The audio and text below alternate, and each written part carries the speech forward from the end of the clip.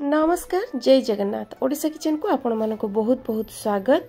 आज मुझे आसी आपण मानक पई जह्नी रे तैयारी बहुत गोटे टेस्टी सिंपल आउ यूनिक रेसिपी जोटा कि बिना पियाज रसुण रे बनिबा सहित घरे थिबा सिंपल मसला रे रेडी हबो। भात रोटी पखाळ परोटा सहित खाइबा पई बेस जमिबो।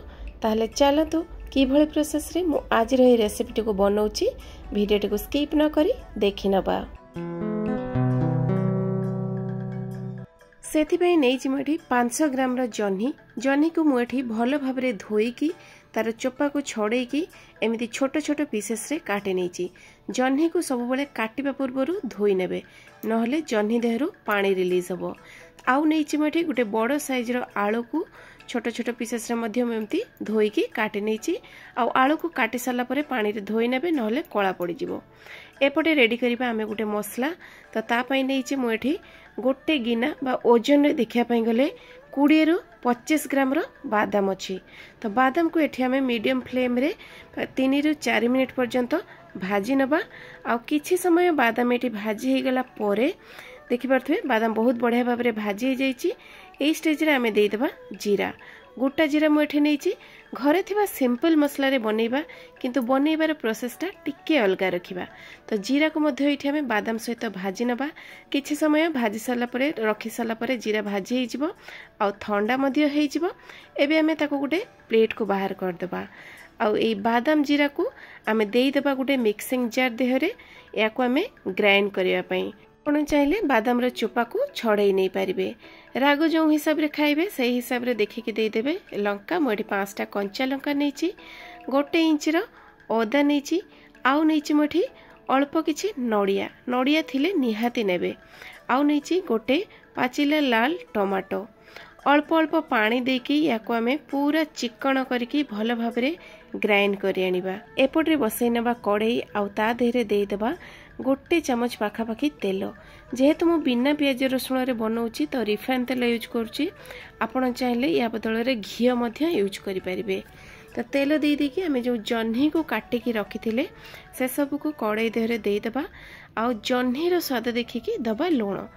तो एठी जह्नी आउ लूण देई साला परे गैस रो फ्लेम को हाई रे रखिबा। आउ मझिरे मझिरे घोड़णी लगेई देबा सिझिबा पई। आमे जदि एठी गैस रो फ्लेम को हाई रे रखुचे ताले जह्नी देहरु अधिका पानी रिलीज होबनी, गोटा गोटा हेकी रहिबो आ जह्नी भलो भाबरे सिझि जिवो। तो एमिति किछि समय भाजी साला परे देखि परथबे जह्नी हमर एठी बहुत बढ़िया भाबरे भाजी हे गलानी। ता सहित सिझि मध्ये जाईछि 50%। एबे आमे जह्नी को बाहर करि आनिबा। आउ अधिका बिल्कुल भी जह्नी को भाजीबानी नहले अधिका सिझि जिवो। तो एबे सही कड़ाई रे देई देबा गोटे चमच आउ तेल। आ तेल एठी गरम अछि ता देहरे देई देबा दालचीनी गोटे, तेजपत्र गोटे आउ 2-3टा सुखिला लंका। एई जेहेतु बिना पियाज रसुण रे बनौचे देई देबा एठी गोटे चमच कला जीरा देबे। तरकारी रो बहुत बढ़िया बास्ना आसीबो आ तार गोटे यूनिक टेस्ट आसी जिवो। ए सब किछि सेकेंड फुटे गेला परे दबा आमे जो काटी की रखिथिले आलू ताको देई देबा। आउ दबा एठी 4 रु 5 घंटा धरिकी मु बतुरी की रखिथिले किछि कला चना।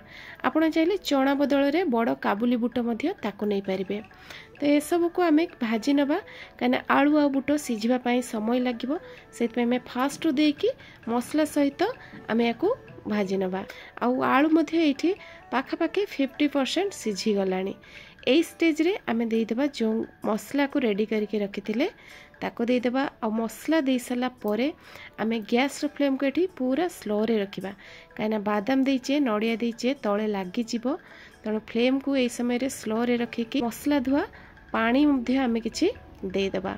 एठी मसला धुआ पानी देई साला परे टिके झोळ झोळ हे जाइछि मसलाटा। तो ता देहरे आमे देई देबा एठी हळदी गुंड, बढ़िया कलर पई देई देबा एठी काश्मीरी लंका गुंड आउ स्वाद अनुसार देई देबा लूण। देई साला परे ए सब को आमे मसला को भल भाबरे कसी नबा। जेहेतु बादाम नडिया देइचे तणु मसलाटा कसिला बेले मसलाटा टिके छिटकिबो। तेणु फ्लेम को एठी लो करिवे पारिबे त नहले घोड़णी लगेइकी मसला को कसी नेबे। 4 रु 5 मिनिट भितरे एठी देखि पारथबे मसला हमरो बहुत बढ़िया भाबरे कसी हे गलानी। आ मसला कलरटा मध्य बहुत बढ़िया देखा जाउची। एबे आमे याकू आउ अधिका कसिबा दरकार नै। आलू मध्य सिझी गलानी।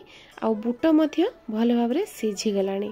एबे आमे जो भाजिकी रखिथिले जह्नी से जह्नी भजा को देदेबा। जह्नी भजा को दे सारिकी ए मसला सहित आमे किछि पाखापाखि 1 ରୁ 1.5 मिनिट पर्यंत एमती कषि नबा, जहाँफल मसलार फ्लेवरटा जह्नी देहरे पशिबो।